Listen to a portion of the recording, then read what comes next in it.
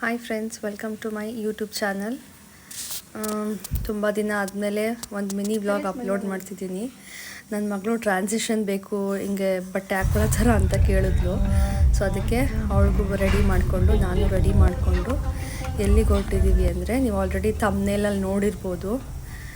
ನಾವಿವತ್ತು Sunday weekend ಅಂದ್ಬಿಟ್ಟು ಸೂ from so ಫಿಲಮ್ಗೆ ಹೋಗ್ತಿದ್ದೋ.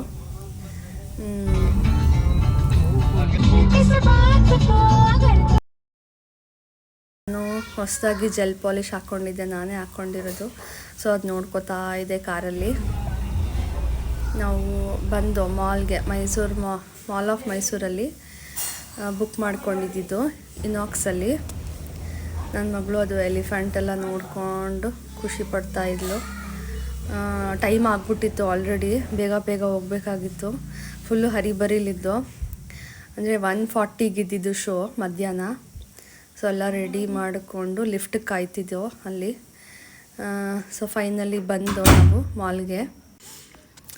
So ಮಾಲ್ಗೆ ಬಂದು ಅರ್ಜೆಂಟಲ್ಲಿ ಅಲ್ಲಿ ನನ್ನ ಹಸ್ಬೆಂಡ್ ಬಾ ಬೇಗ ಅಂತಿದ್ದಾರೆ. ನಾನೆಲ್ಲ ಕ್ಯಾಪ್ಚರ್ ಮಾಡ್ಕೊಂಡು ಬರ್ತಿದ್ದೆ.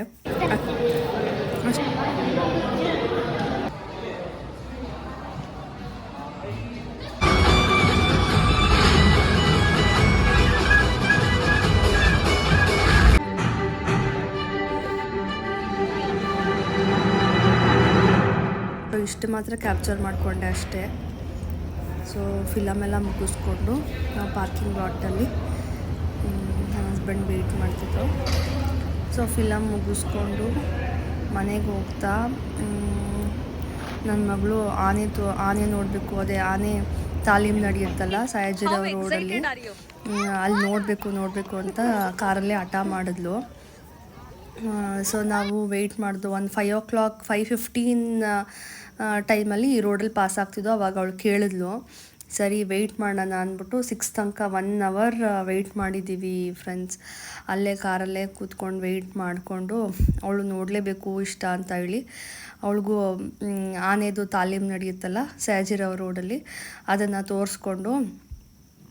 ಸೊ ಅಲ್ಲೆಲ್ಲ ಪೊಲೀಸ್ ಕ್ರೌಡ್ ಇತ್ತು, ಕರೆಕ್ಟಾಗಿ ಕ್ಯಾಪ್ಚರ್ ಮಾಡೋಕ್ಕಾಗಲಿಲ್ಲ, ತುಂಬ ಕ್ರೌಡ್ ಇತ್ತು ಅಲ್ಲಿ. ಆದಷ್ಟು ಕ್ಯಾಪ್ಚರ್ ಮಾಡಿದ್ದೀನಿ ವಿಡಿಯೋನ.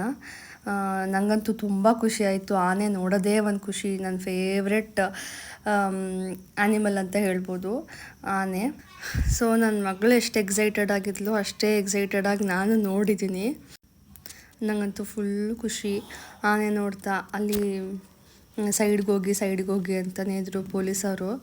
ನಾನು ಕ್ಯಾಪ್ಚರ್ ಮಾಡ್ಕೊಳ್ಳೋಕೆ ಮುಂದೆ ಬರ್ತಿದ್ದೆ. ಆ್ಯಕ್ಚುಲಿ ದೂರ ನಿಂತ್ಕೊಂಡೆ ನೋಡಬೇಕು.